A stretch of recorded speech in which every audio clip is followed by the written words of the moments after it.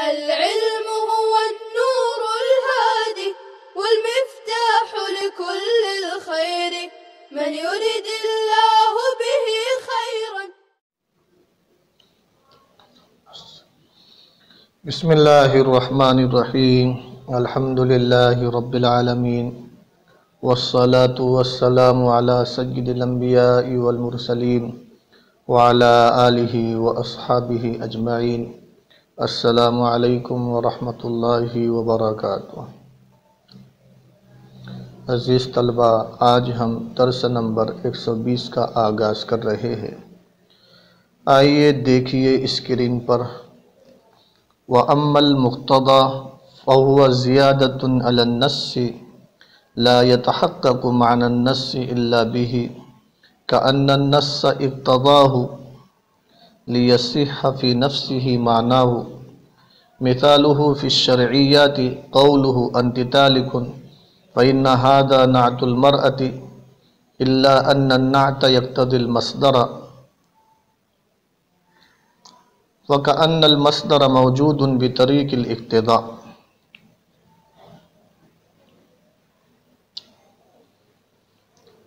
عزیز طلبہ، اس عبارت میں صاحب کتاب نے متعلقات نصوص کی چوتھی قسم اور اس کی مثال ذکر فرمائی ہے.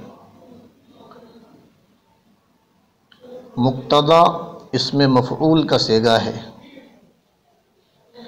یہاں اس کا معنی ہے تقاضا کی ہوئی زیادتی.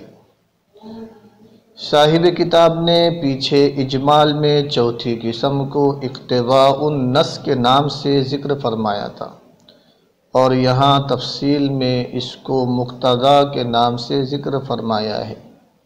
اس سے یہ بات معلوم ہوئی اقتضاء النص کے معنی میں اقتضاء مصدر مفعول کے معنی میں ہے اور یہ مقتضی النص کے معنی میں ہے، یعنی نص کی تقاضا کی ہوئی زیادتی. اور مقتضی اس میں فاعل وہ نص ہے جو زیادتی کا تقاضا کرتی ہے تاکہ اس نص کا معنی صحیح ہو جائے. اس تفصیل سے معلوم ہوا کہ صاحب کتاب کی مذکورہ تعریف حقیقت میں اس زیادتی کی تعریف ہے جس سے حکم ثابت ہوتا ہے. اس لیے صاحب کتاب نے فرمایا وَأَمَّا الْمُقْتَضَى فَهُوَ زِيَادَةٌ عَلَى النَّصِّ لَا يَتَحَقَّقُ مَعْنَى النَّصِّ إِلَّا بِهِ. اور جو نص اس زیادتی کا تقاضا کرتی ہے وہ مقتضی کہلاتی ہے اور اس زیادتی سے ثابت ہونے والے حکم کو ثابت باقتضاء النص کہتے ہیں. عزیز طلبہ، اب مقتضا کی تعریف سنیے. مقتضا نص پر اس زیادتی کو کہتے ہیں کہ نص کا معنی اس زیادتی کے بغیر ثابت ہی نہ ہو سکتا ہو. گویا کہ نص نے خود اس زیادتی کو ماننے کا تقاضا کیا ہے تاکہ اس نص کا معنی صحیح ہو جائے. اس کی مثال آپ یہ سمجھے کہ قرآن کریم میں اللہ تعالیٰ نے ارشاد فرمایا وَتَحْرِيرُ رَقَبَةٍ. اللہ تعالیٰ نے قسم اور زہار کے کفارے میں یہ حکم بیان فرمایا ہے.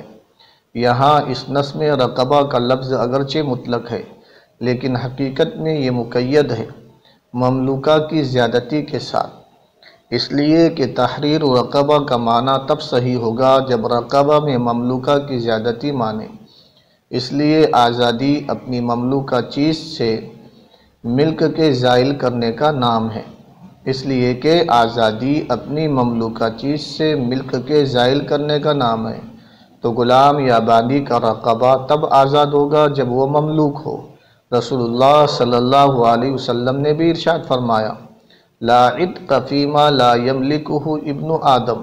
ابن آدم اس غلام یا باندی کو آزاد نہیں کر سکتا جس کا وہ مالک نہیں ہوتا.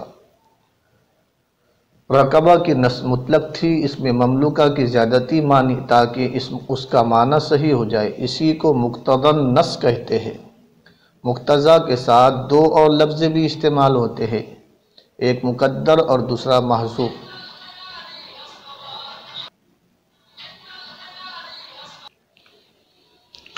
گویا کل 3 لفظ ہو گئے، مقتضا، محذوف اور مقدر۔ ان تینوں لفظوں میں کچھ فرق ہے یا تینوں آپس میں مترادف اور ہم معنی ہیں؟ اس میں متقدمین، اصولیین اور متاخرین کا اختلاف ہے۔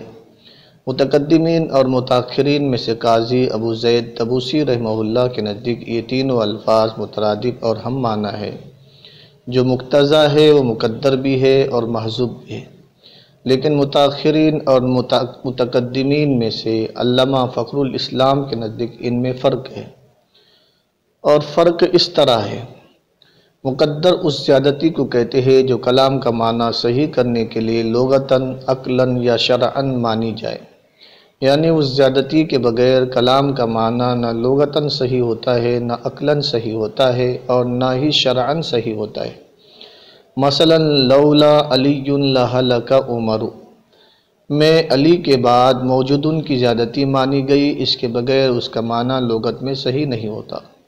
واسأل القریۃ التی کنا فیہا، اور آپ اس بستی سے پوچھئے جس میں ہم تھے۔ اس میں قریہ سے پہلے اہلن کی زیادتی مانی گئی، اور اس کے بغیر اس کلام کا معنی عقلاً صحیح نہیں ہوتا، کیونکہ عقل یہ کہتی ہے کہ سوال قریہ سے نہیں ہوتا بلکہ قریہ والوں سے ہوتا ہے، بستی والوں سے ہوتا ہے۔ اور تحریر الرقبۃ میں مملوکہ کی زیادتی مانی گئی، کیونکہ اس زیادتی کے بغیر اس کلام کا معنی شرعاً صحیح نہیں ہوتا۔ کسی دوسرے کے غلام کو آزاد کرنے سے شرعاً کفارہ ادا نہیں ہوتا۔ نمبر 3، محذوف۔ محذوف اس زیادتی کو کہتے ہیں جو کلام کا معنی صحیح کرنے کے لیے لغتاً مانی جاتی ہے، یعنی اس کے بغیر لغت میں اس کلام کا معنی صحیح نہیں ہوتا۔ جیسے لولا علی لہلک عمر میں موجودن کی زیادتی محذوف کہلاتی ہے، اور اس کے بغیر لغت میں اس کا معنی نہیں بنتا، کیونکہ علی مبتدا اور موجودن خبر ہے، اور ہر مبتدا کے لیے خبر ضروری ہوتی ہے۔ نمبر 3، مقتضا۔ مقتضا اس زیادتی کو کہتے ہیں جو کلام کا معنی صحیح کرنے کے لیے باعتبار شرعیت یا باعتبار عقل کے کی جائے۔ جیسے اس کی مثال گزر چکی ہے، فتحریر رقبۃ میں مملوکہ کی زیادتی اور واسأل القریہ میں اہلن کی زیادتی مقتضا کہلاتی ہے۔ ان تینوں میں مذکورہ فرق کے مطابق صاحب کتاب کی مقتضا کی تعریف پر سوال ہو سکتا ہے کہ مصنف رحمہ اللہ کی یہ تعریف مقدر اور محذوف پر بھی صادق آتی ہے، کیونکہ مصنف رحمہ اللہ نے لغتاً، شرعاً یا عقلاً کی کوئی قید ذکر نہیں کی، تو یہ تعریف دخول غیر سے مانے نہ ہوئی، حالانکہ تعریف دخول غیر سے مانے ہونی چاہیے۔ اس سوال کا جواب یہ ہوگا کہ مصنف رحمہ اللہ نے یہ تعریف متقدمین اور قاضی ابو زید طبوسی رحمہ اللہ کے مسلک کے مطابق کی ہے، اور ان کے ہاں ان تینوں میں ترادف ہے، کوئی فرق نہیں۔ قاضی ابو زید طبوسی رحمہ اللہ سے بھی مقتضا کی اسی طرح تعریف منقول ہے، اور انہوں نے شرعاً، لغتاً یا عقلاً کی قید ذکر نہیں کی۔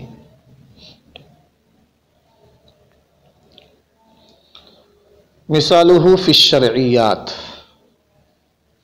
صاحب کتاب نے احکام شرعیہ میں اس کی مثال یہ دی ہے کہ کوئی آدمی اپنی بیوی کو انت طالقن کہتا ہے تو یہاں طلاقن مصدر کی زیادتی بطور اقتضا کے مانی جائیں گی، اس لیے کہ طالقن صیغہ صفت ہے، یعنی اس میں فاعل کا صیغہ ہے۔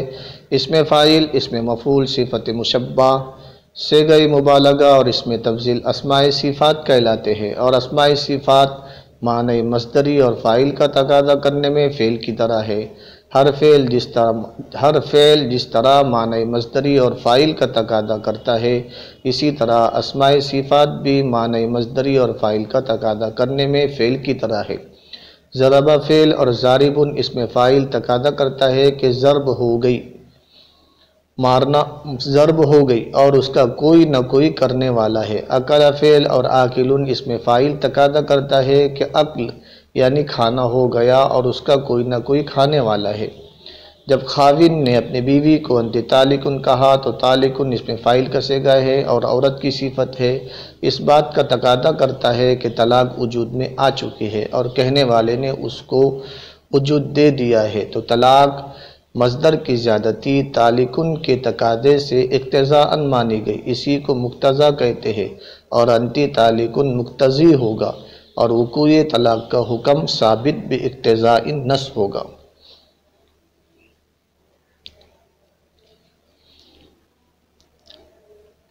عزیز طلبہ،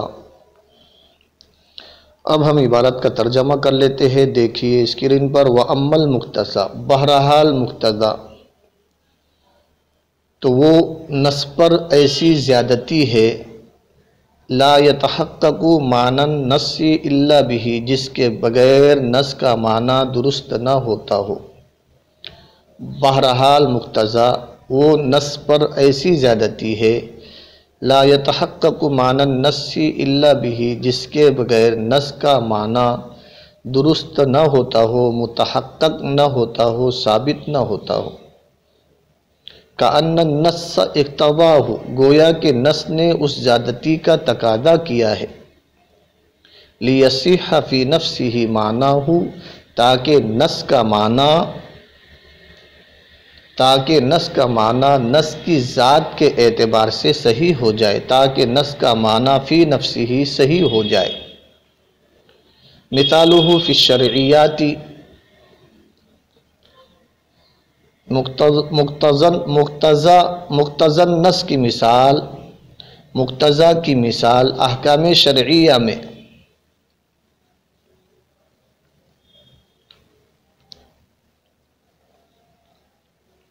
کہنے والے کا انتی تالکن کہنا ہے، کسی آدمی کا اپنے بیوی سے انتی تالکن کہنا ہے۔ یہ مقتضا کی مثال اس لیے ہے کہ یہ تالکن عورت کی صفت ہے، فإن ھذا، یہ مقتضا کی مثال اس لیے ہے کہ انتی تالکن یہ عورت کی صفت ہے، الا ان النعت یقتضی المصدر، لیکن صفت مصدر کا تقاضا کرتی ہے۔ فکأن المصدر موجود بطریق الاقتضاء، گویا کہ مصدر موجود ہے بطریق اقتضاء، گویا کہ مصدر موجود ہے اقتضاء کے طریقے کے ساتھ۔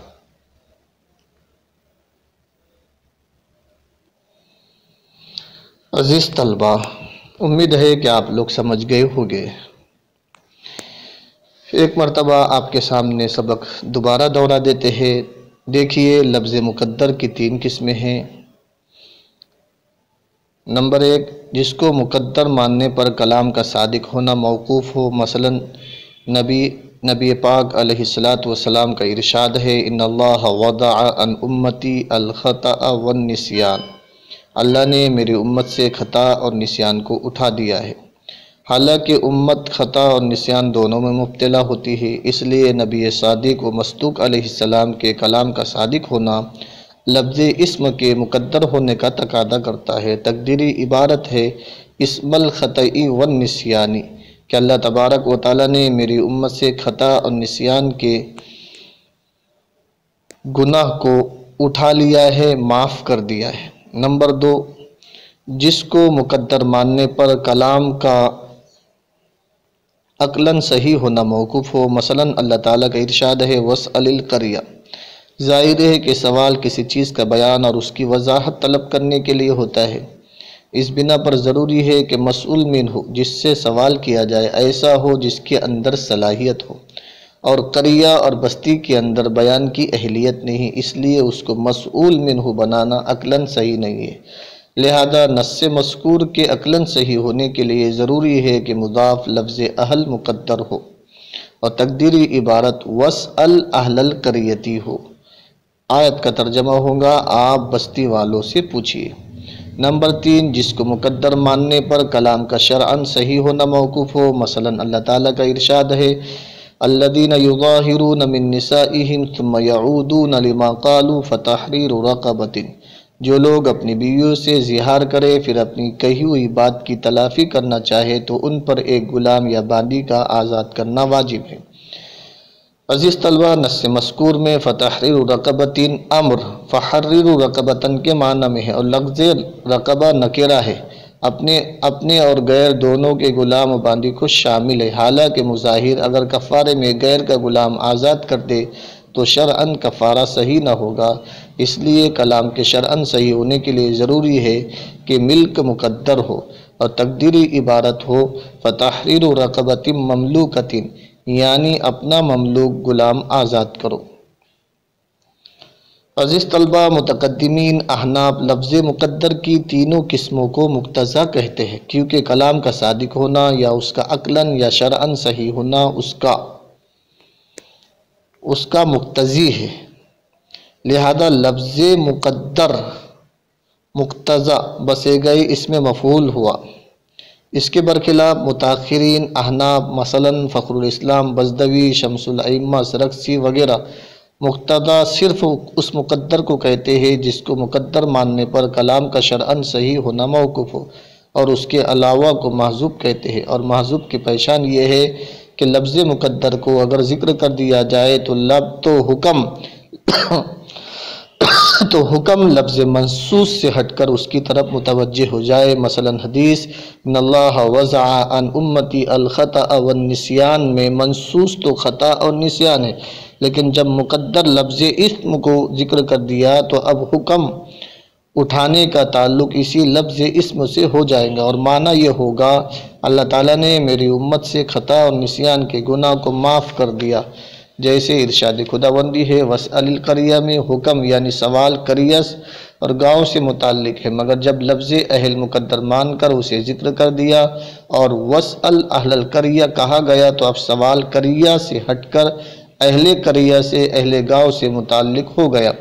برخلاف مقتضا کے اس کو ذکر کرنے کے بعد بھی حکم کا تعلق منصوص کے ساتھ باقی رہتا ہے۔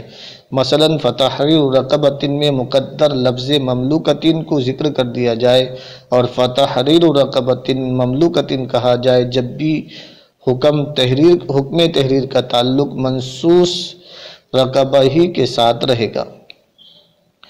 بہرحال مصنف رحمہ اللہ نے متقدمین کا مسلک اختیار فرمایا اور مقتضا اور محذوف کے درمیان فرق نہ کرتے ہوئے اس کی ایسی تعریف کی جو محذوف کو بھی عام ہے۔ چنانچہ فرمایا مقتضا نص میں مقدر مانا جانے والا وہ زائد لفظ ہے جس کے بغیر نص کا معنی شرعاً و عقلاً صحیح نہ ہو۔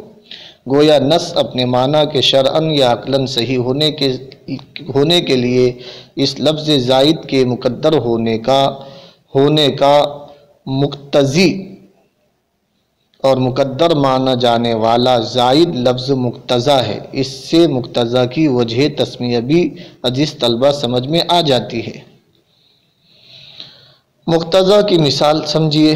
قائل کے قول انت طالقن میں طلاق اقتضاء النص سے ثابت ہے، کیونکہ طالقن عورت کی صفت ہے اور صفت کا صیغہ اسماء مشتقات میں سے ہے، اور مشتق خواہ اسم ہو یا فعل اپنے مصدر کا تقاضا کرتا ہے، پس طالقن بھی اپنے مصدر طلاق کا تقاضا کرے گا، لہذا طلاق نص سے مذکور انت طالقن کا مقتضا ہوگی اور اقتضاء النص سے ثابت ہوگی، اور تقدیر عبارت ہوگی انت طالقن طلاقن۔ عزیز طلبہ، امید ہے کہ آپ لوگ سمجھ گئے ہوگے۔ والسلام علیکم ورحمۃ اللہ وبرکاتہ۔ السلام عليكم. لا تنسوا الاعجاب بالفيديو والاشتراك في القناة تشجيعا لنا لنستمر بنشر المزيد إن شاء الله.